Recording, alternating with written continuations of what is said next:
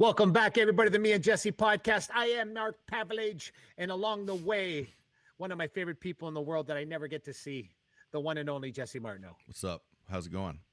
Fantastic. How about you? Well, really good. But I think off the top, we should, I don't want to bring the energy down, but we do want to tribute one of the most important people in your life, your uncle. My dear great Uncle Marty died at the age of 96, almost 97.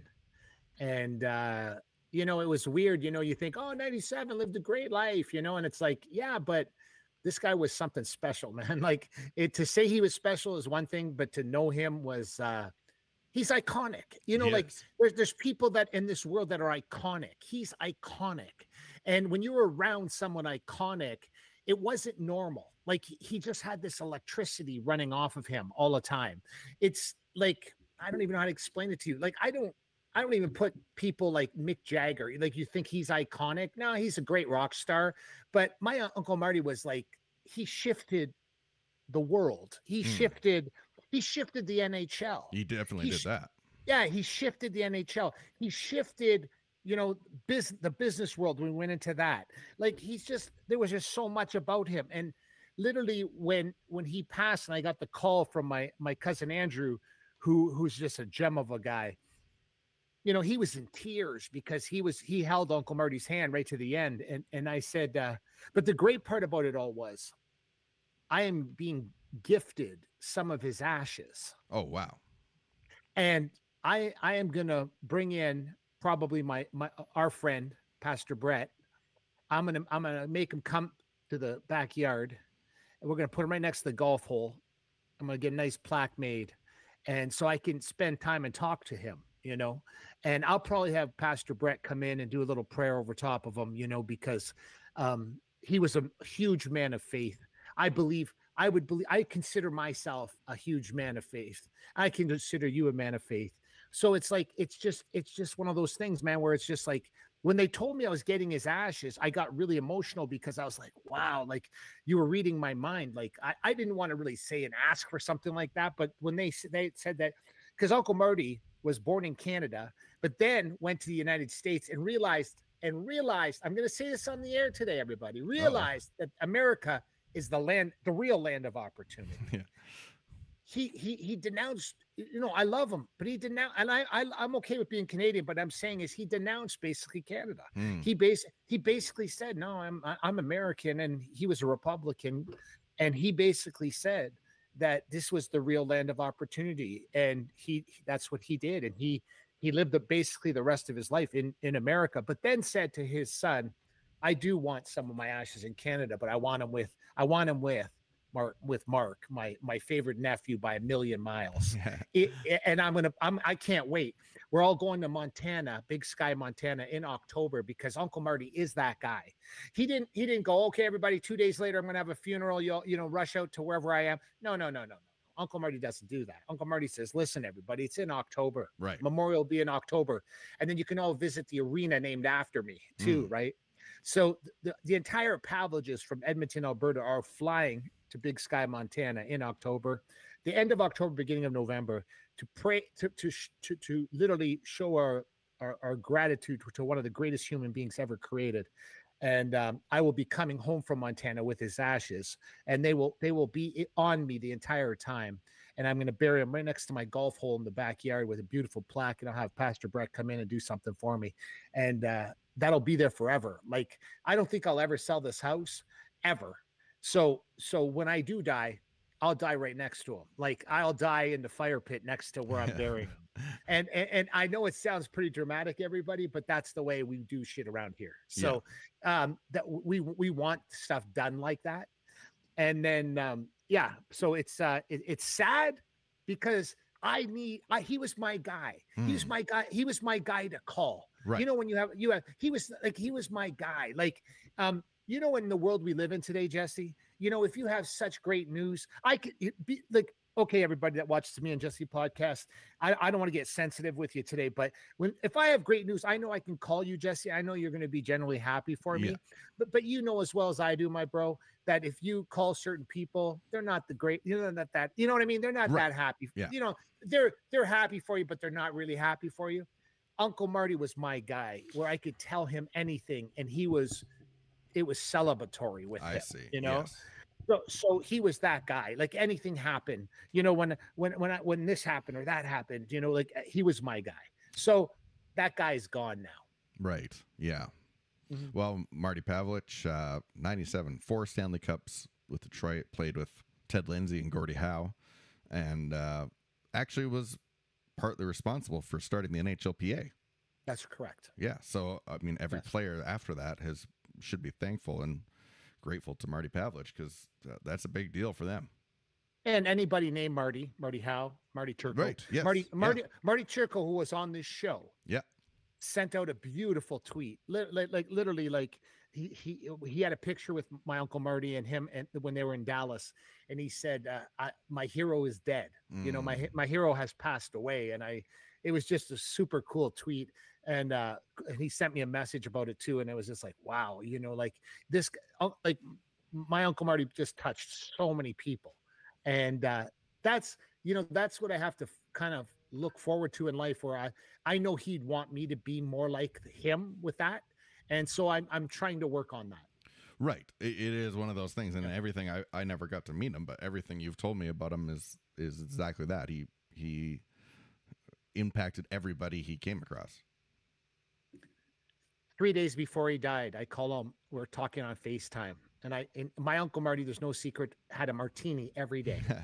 Okay, and I told him, I said, Uncle Marty, when we get to heaven, I said we're gonna have. He couldn't even speak, but he could sit up, and he was trying to talk to me. You could see he was like, and his son was laughing because he's like, no one gets him jacked up like you do, Mark.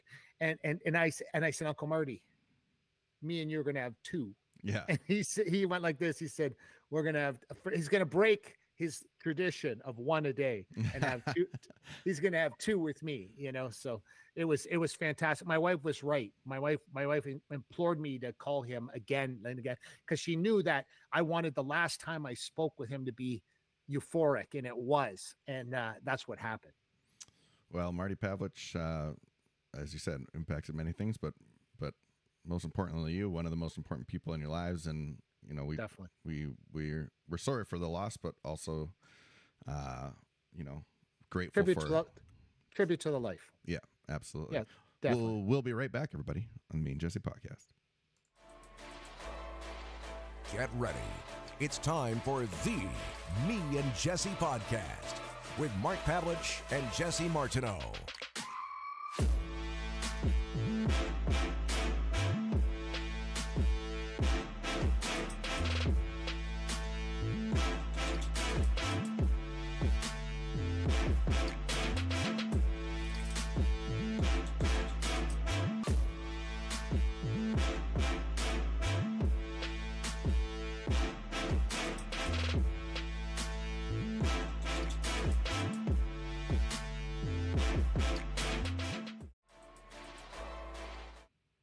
You know, we see in the world today everything happening and all the craziness and the division in the world, you know. And I know you were just in the States for a while, and you could see how great it is there, but you can also see there is a division. There's a clear big one. There's a clear line down the middle, and then you literally have. Listen, I've never been like a Trump, wear a red hat. Like I would be considered a Republican. I'm a conservative, and I consider myself that 1,000,000%. Right. I've never liked Trump in the fact that he's not one of my kind of guys until now. Okay, until now. Yeah. Because what's happened now is no, Jesse, you can't fake none of this. You understand that, right? So, as you know, my dear friend Jesse Martineau, when you got punched in the face back in the day, I always knew you, Jesse, but I never really related to you correctly. When we were boxing sparring, I remember the time when you got punched in the nose and your nose was bleeding. And the only time I could relate to you is because you can't, when you see your own blood, Jesse. Yeah. It is traumatic for a lot of people. Right. Yeah. Very traumatic. Very traumatic. So you can't fake that moment in time. Like you have one moment in time to either deal with that moment or be a total biatch. Okay. and what happened was the time that happened to you, you dealt with it like a true Don. You dealt with it like a real warrior does, someone that has a warrior spirit. Okay.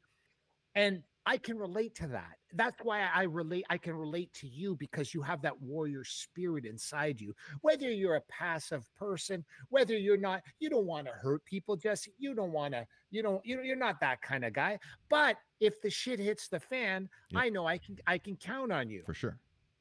Yes, when that happened to Trump, let me explain this to you. You get a paper cut, okay, everybody? And you jump to the ground holding your finger going, oh my God, my finger, right?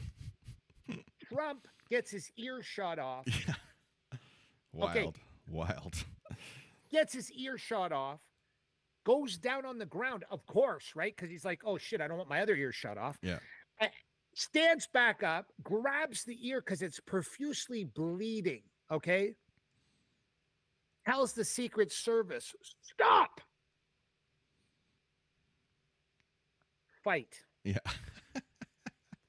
Fight. That's it. I don't care. Now I'm going to say it out loud. He's one of my guys now, okay? which totally means now I don't give a shit whatever any Democrat wants to come on and say. You want to talk about this and that. You want to talk. You fucking think for 1 second Putin or anybody else is going to fuck with the United States? If Donald Trump's the president of the United States, do you actually think that? And as Canadians living next door, okay, I've had enough of this shit, man. It's like, listen, did you ever hear me go, I love Donald Trump. I love him. I never. I'm telling you, because I saw something happen to a guy, which I know about combative things. And I know that you can't fake what he just did yesterday. You cannot fake getting shot in the ear. Most people are so traumatized about getting shot in the ear that the last thing they're saying to me is to fight. And also, too, I have other video that I saw where he said, hey, grab my shoes. Yeah, I heard that. Because a security team tackled him. Shoes go popping off everywhere, right? And he says, don't forget my shoes. Yeah. Let me explain to you this, America.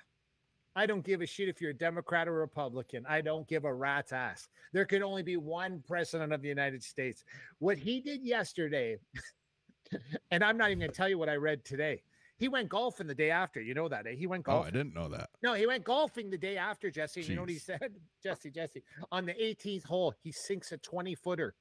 And he says to the reporter, Jesse, I'm not making this up. He says to the reporter, yeah, I don't miss like that damn shooter did. Jeez. Yeah, that was wild. Okay. People, you want him running your shit, okay? I mean, I don't care. You might not believe with a lot of the shit he says. You might not even like the way he presents certain things, because I don't, okay? But when the shit hits the fan, who do you want doing it? I'm telling you, Putin, everybody else looking at this today is going, oh shit. If he gets back in, he said to everybody, the Ukrainian-Russia war will stop in 1 day. Yeah. 1 day, if I'm the president of the United States. You know what's funny? I believe him now. I do. I believe he's going to put sanctions on Russia that are so astronomical that they'll have no choice but to stop the war. Yeah. And one thing about Trump too is you ever notice, Jesse, even when he used to have The Apprentice and everything else, if you say you're going to do something and you don't do it, you're fired. Yeah. Okay. Yeah. He's going to do the same thing with Russia. He's not going to give any more money to Ukraine, just like our current prime minister. Yes, everybody, this is a sports show, but we have to get this out of the way. Yeah. You understand that our prime minister, this fucking buffoon, just gave $500 million to Ukraine. Yeah. We got people eating in soup lines. We got people going, 2 million Canadians, 2 million. And in America, you go, what's 2 million, right? You go, what's 2 million? Like with a country that only has 45 million people total, 2 million of those people in change are going to food banks now. Did you ever in the history of being alive, Jesse Martineau, ever hear of Canadians going to food banks? I mean, it is a thing. Like, that's the thing. Like, it's growing and growing and growing. Now, people that you didn't think went to food banks have to go to food banks. Jesse, and not just that, going to food banks, he gives $500 million to Ukraine again. Again. This is insane. Like, I don't understand. Like, I don't care about liberal, conservative, NDP. I don't care about none of it. The idiot that runs our country is giving $500 million. When I saw that, and the people of Ukraine, I love you, but you got a guy right next door in another country that just told you he's going to end this war in one day. You want the $500 million, or you want people to keep dying? Yeah.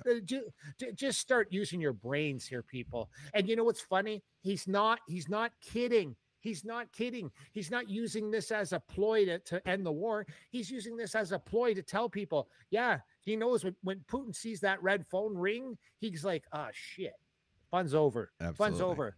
Fun's Absolutely. over.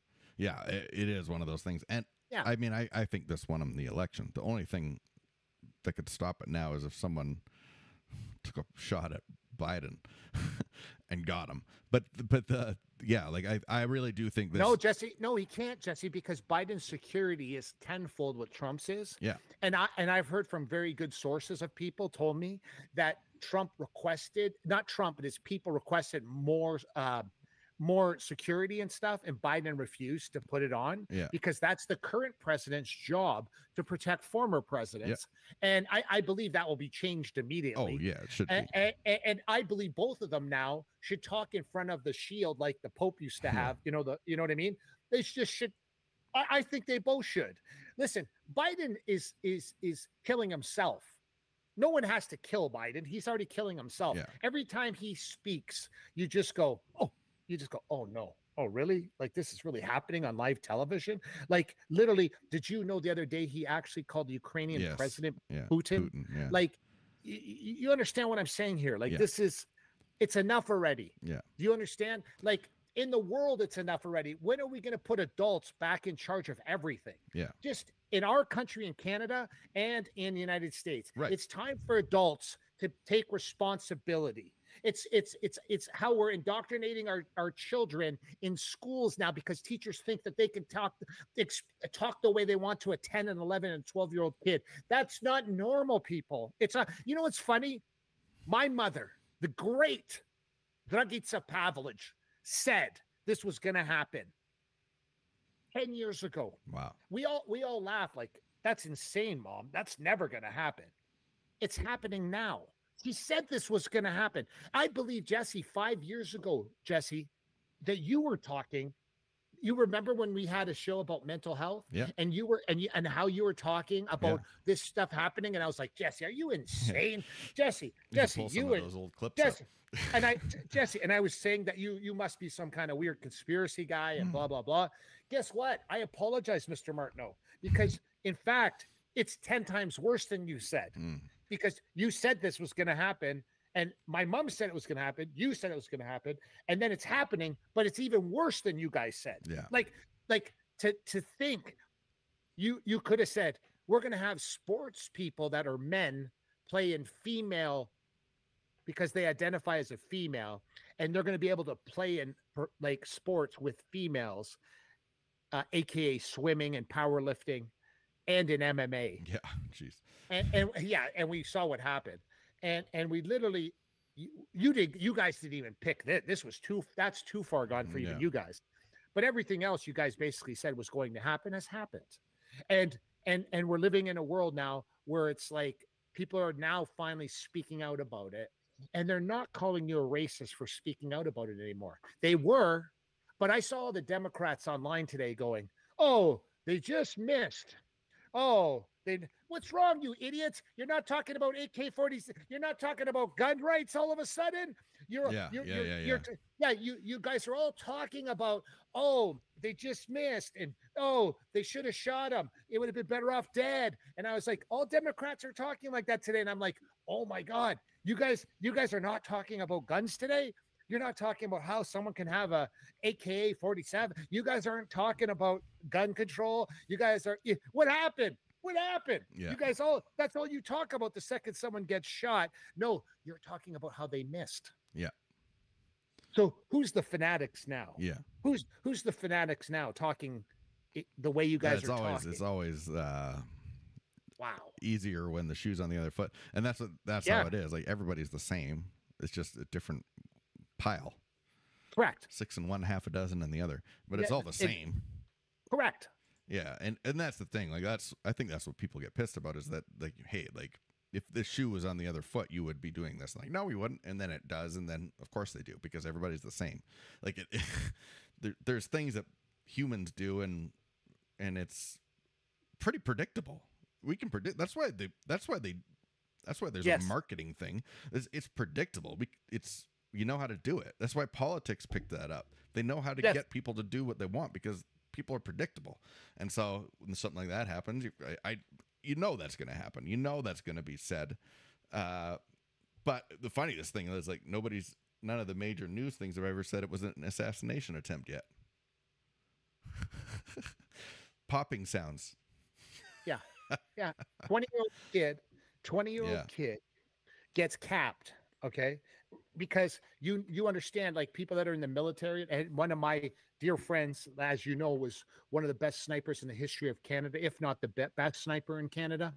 And as he would tell you is the second the shot goes out, it's like when when your phone's ringing and it's upstairs, it's not over there. Yeah. It's coming from. This is how they explained it to me because I'm a simpleton and I don't know. So I went. But you know how you hear the phone ring, the initial ring there, and if you move the phone after, it doesn't matter because you still got the initial. You know the area of which that ring comes from. It's the same thing with the shot. That's why the other snipers could kill him. Yeah, he was laying on his stomach, thinking he was under some kind of line or whatever, but he was not. No. So he was killed quite quickly. Yeah, he did end up killing someone in the crowd behind him. 50-year-old fireman. Yeah, protecting his family.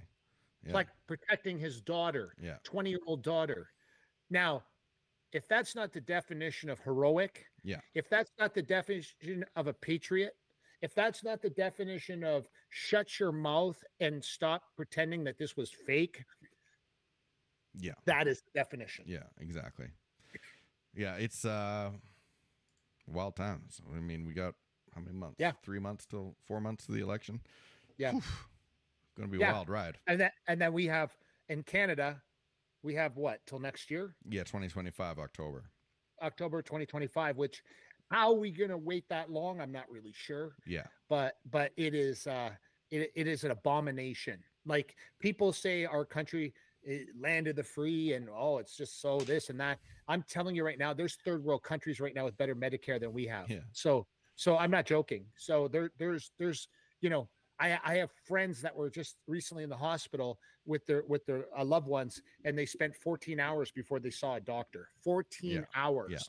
Yeah. So you tell me even in the worst countries in the world, if you wait 14 hours to see a doctor, this is Canada. And you don't know about this, everybody, because they don't talk about this kind of stuff on regular news stations, right? You come to the Me and Jesse podcast, we talk about sports 99% of the time, but the other percent, we got to start informing you about what's really going on in the world of, and especially what's going on in Canada, which you have no idea what is, but the tax now that we pay in Canada, the tax, there's nobody that pays taxes like Canada.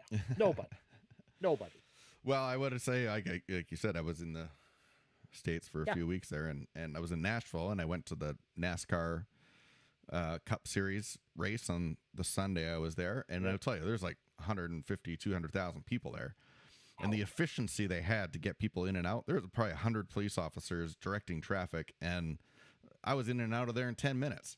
And crazy. And like here, if a hockey game lets out, you're at least 45 minutes stuck in traffic because it just, but that, people, Canadians, we're, everyone says we're polite, but we're actually kind of dicks sometimes because we just don't give credit where credit is due. And we don't like it when people do well. So, the States have some things figured out. Jesse, isn't that the truth, what you just said? Yeah. Think of all the Canadian artists. You end up hating them. Like everybody, like They have to go to the States because they can't make it here. If you're famous in Canada, you get punted pretty quickly. Jesse, you know how many times people told us when we owned the MFC, owned by my wife and I and my son, that we should move immediately to the United States. And we were so patriotic and so, oh my God, no, we can't do that. We're Canadian. And we had American people fly, the Mark Cuban fly here because that's how good we were. Yeah. And he even said, Mark, you got to come to the States. You know what I mean? And I was like, no, we're Canadian. We're Canadian. And we basically outgrew Canada and stopped. Yeah.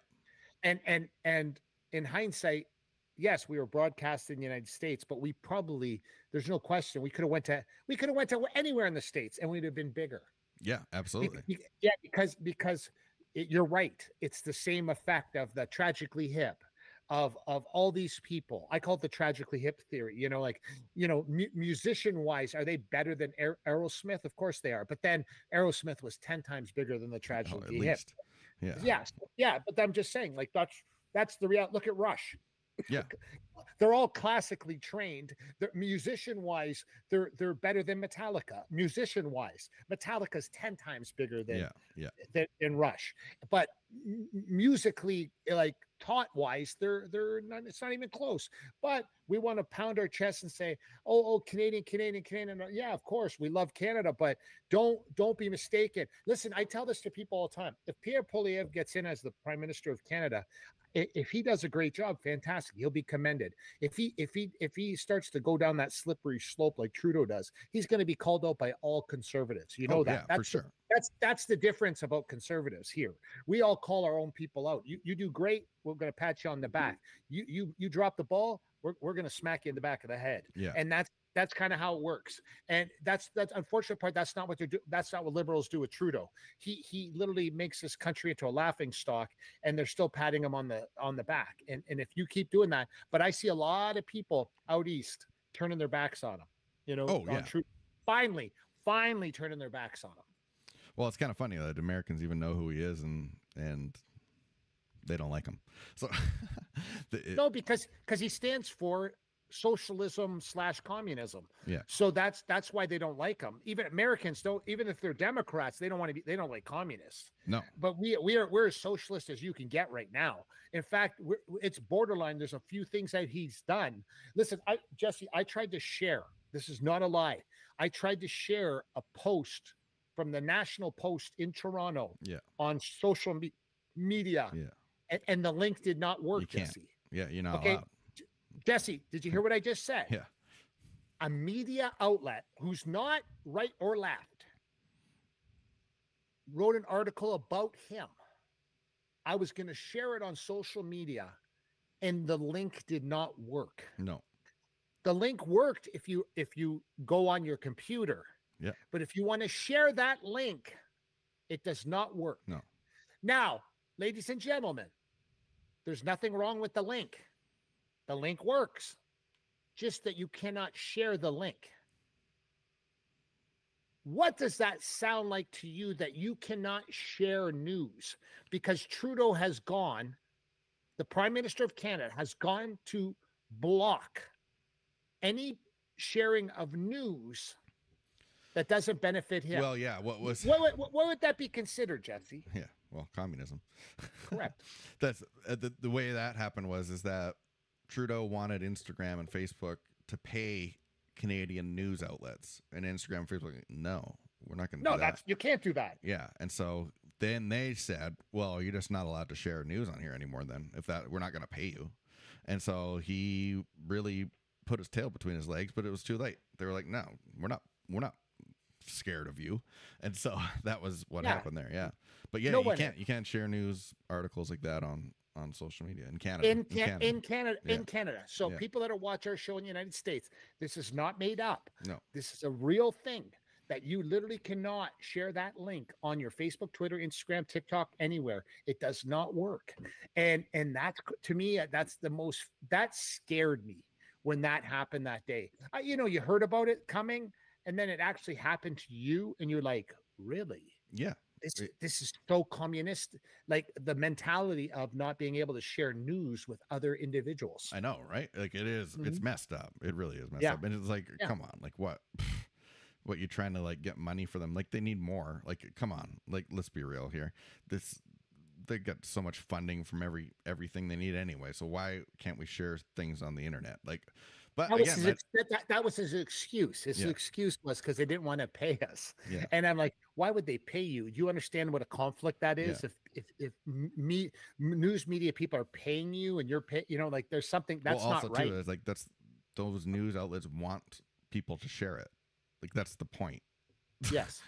Because they have advertising things that land when you land on their thing anyway, but you just took that away from them too. So not only did you not get the deal done, but you also screwed them even more because now people won't be able to come to your website. That's correct. Wow. I mean, and that's something that's going on in this country right now that most people never talk about. You'll never hear it on the news, but that's a real thing that happened. And that's in Canada. It is. You know what's not in Canada? What? The Stanley Cup. So close, but yet so far. It was. The Oilers made a valiant effort. Do you imagine a team that has no ice? You know what I mean? Like we have Canada, we have Edmonton, like we're covered in ice. Yeah. This country, that country, and that state, no ice anywhere. No. And they still win. Yeah. And arguably Edmonton had the top 2 players in the NHL and still couldn't win the Stanley Cup. Mm-hmm. And you know what's funny? People think this is my theory now. People think, Florida did this the year before. Like Florida was like, oh, we lost. They showed some character this year. They came back and won it the next year. Mm-hmm. I don't know if Oilers have that same character. No. I don't know if they, people think this is the stepping stone for the year after. Sometimes, if you haven't noticed in history, when you make it the Stanley Cup and you lose and get so close, sometimes you have a hard time even making the playoffs the next year. Hangover. Mm-hmm. Now, I will say this, and this is why I'm going to back up your point even more, that they can't do it. It's because of Connor McDavid. And Connor McDavid wins the Conn Smythe trophy, the MVP of the entire playoffs. One of arguably the best top 3 playoff performances of all time. All time. He doesn't come out to get it. Now, people are like, well, it's silly. Why would they do that? It doesn't matter. You're the leader. You're the leader of not only a team, but the whole country got on your back at that point. I don't care how upset you are. You don't throw a temper tantrum and not come out and get the thing that they want to give you. I remember J.S. Giguère. Remember when the Anaheim Ducks played the Red Wings? J.S. Giguère, and Paul Correa was amazing in that series too. But J.S. Giguère was, you're right, maybe one of the best goaltending performances in the playoffs ever. It was mind-blowing. Ever. And shut them out. Had so many. I think he broke the record for shutouts in the playoffs that year. But he won the Conn Smythe, and he deserved it. 100% deserved it. He came out bawling his eyes out. He was crying. Yeah. It was painful to watch, sure, but he came out there anyway. And when McDavid didn't do that, all the things I've said about McDavid have been confirmed. He is not a leader. He cannot take this team and do it. He has lost and will lose the rest of the dressing room, I think, from this. I don't think he garners the respect that team needs.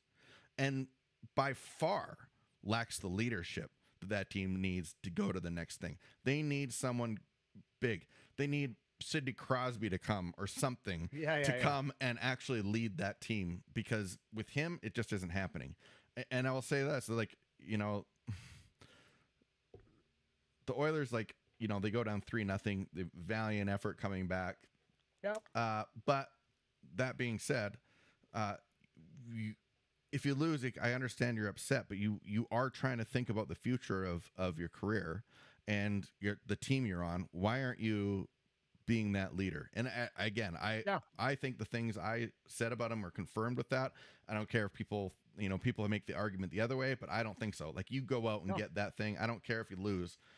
It sucks. Sure. It's probably the worst feeling ever, but it doesn't matter. You go out there and you get that thing. And the you fact put that your big boy didn't, pants on and come out. exactly, Like, you know, yeah, you do. you're trying to be, you're Yeah. if you want to be that person, you do it, and you should, and I was blown away. I was actually shocked that he didn't. Well, did you see his dad? His dad was sitting here like this, had his camera out like this. He was like ready to take. His dad expected. If his dad didn't do that, I would have said, "Oh, okay, maybe his dad was in on it or whatever." No, his dad had his camera out like this, ready to take a picture. Yeah. Like, I'm not joking. Yeah. So that just shows you. And then he kind of looked at the mother and was like, "Oh, I guess he's not coming out." You know what I mean? I think And this like, will be actually a big regret for him in his, maybe not now, maybe in 20 years he looks back and like that. I regret not coming out because it just, man, I don't know. I think it was disrespectful to the whole thing that made you famous in the first place. Yeah, I think, yeah, you know, it's the victory and the thrill of victory and the agony of defeat, right? And it's like, that's how you judge people. You judge people when Trump gets shot and see the reaction, how they speak. You judge people about how they, like, it's great when you won, who cares? It's when you lost. You watch how people react. You see their reaction. And that's how you basically make your assessment on those people, is how they conduct themselves, not at the greatest times, No, at the worst, but at the lowest times. Because that's, to me, what the real character is. I agree. Like, in that time, like, that proves your character. Like, he got punched in the mouth. Like, he got punched in the worst. Like, he got kicked in the junk. Like, it was the worst thing. Yeah. But it does prove your character if you come out there and take that thing anyway. And I tell you what, if he went out there and got that trophy, the city of Edmonton would have that. Like, there'd be murals all over of him for years about it. But not doing it, I don't know. I think a lot of people don't want to say it, but they're thinking in the back of their head, oh man, he should have gone out there for that. You know, it's funny. I didn't have really opinion on it until just now.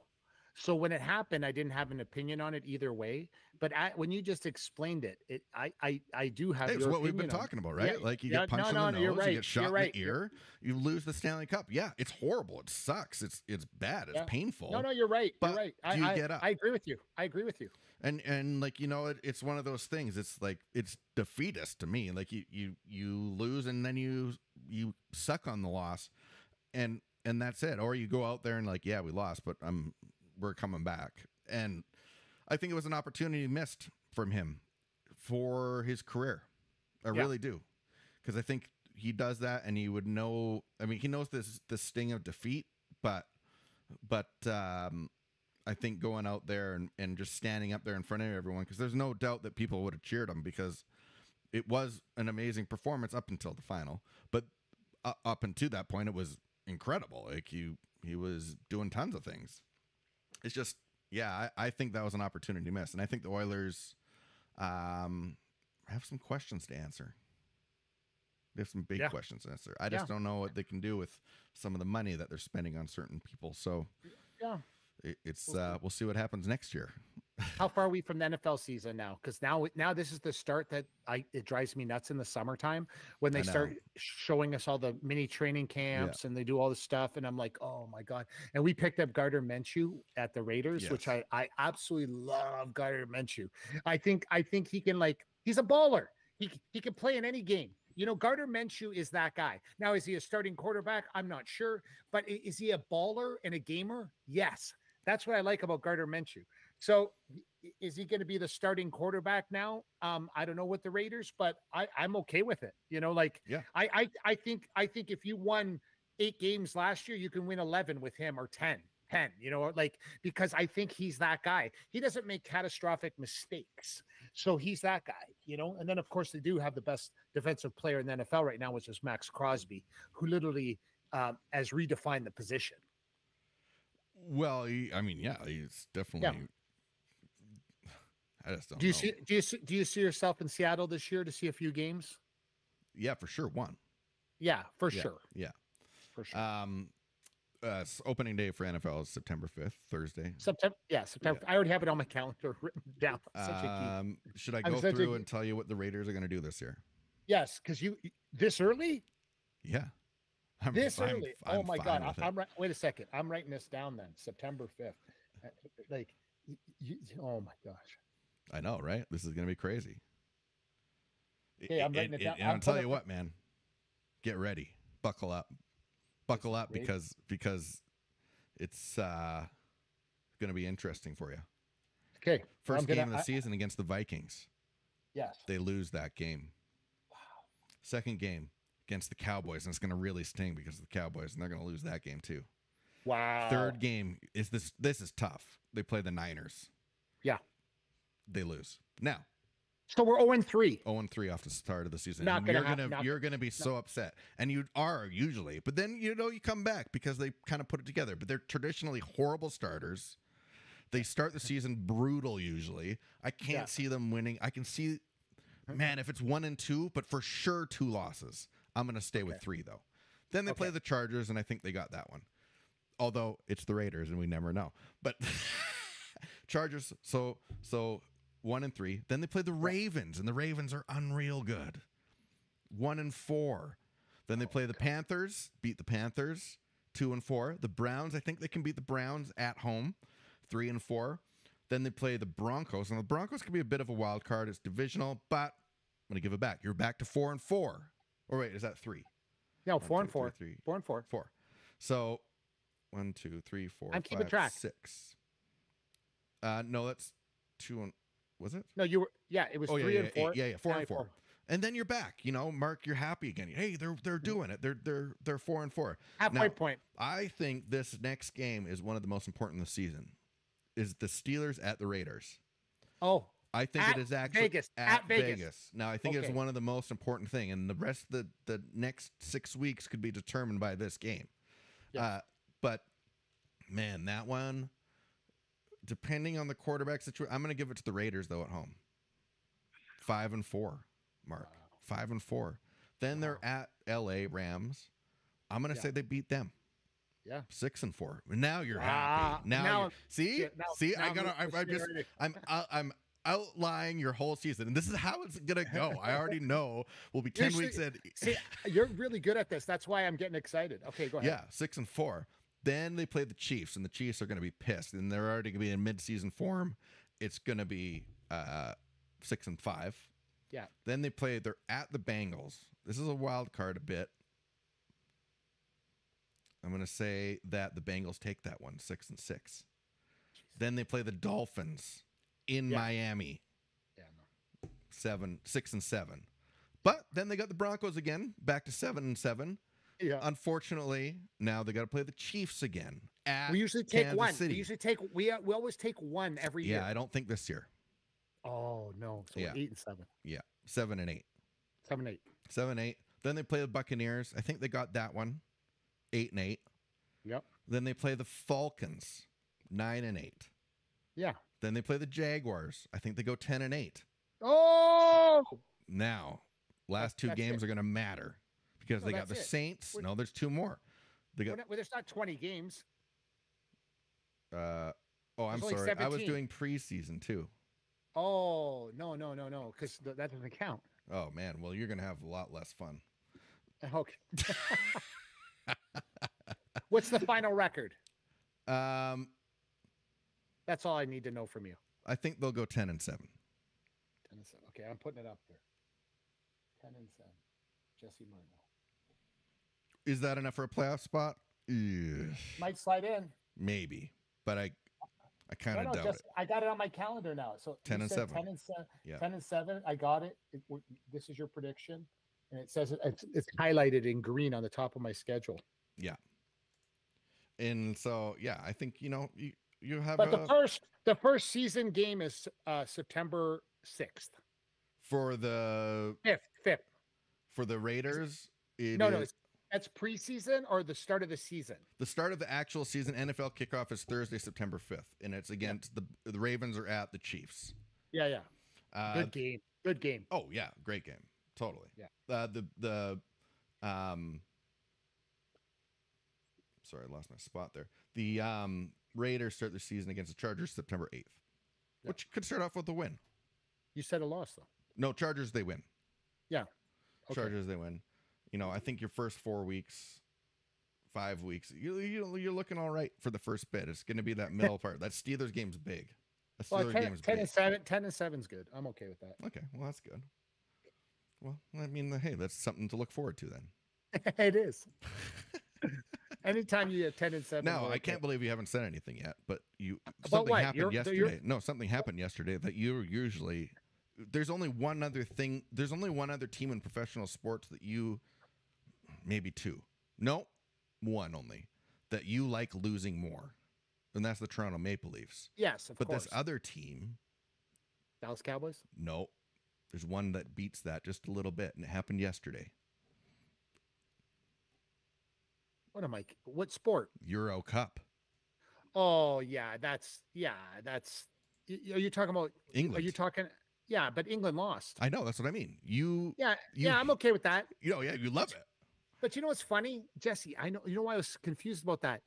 I like Harry Kane now. I don't know why. You hate Harry Kane. I know, but I don't now. I heard him talking the other day, and I'm like, everybody, you need to stop here what you're doing.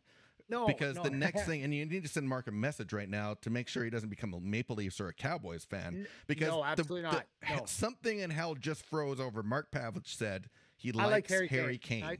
I do. Maybe because he's retiring soon, and it's like I broke his balls for like so many years, and they choked nonstop. And I thought to myself, and listen, Croatia played like dog shit in the Euro Cup. Yeah. They got murdered by Spain, and then they played good after that, but it was too late, a little bit too late. And literally giving up those goals in the first game was that killed them. And there's Croatia, there's a lot of guys that looked old. Yeah. So that was the problem. And then Copa, which was easily the worst run tournament in the history of soccer. It is bad.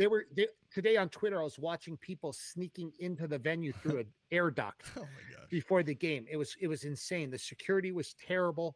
Argentina won, of course. They're number one team in the world right now. They won again, and Canada came fourth, which is pretty damn lost good. Some penalties to Uruguay, which which is no joke. No, it's not a joke. It's no big deal.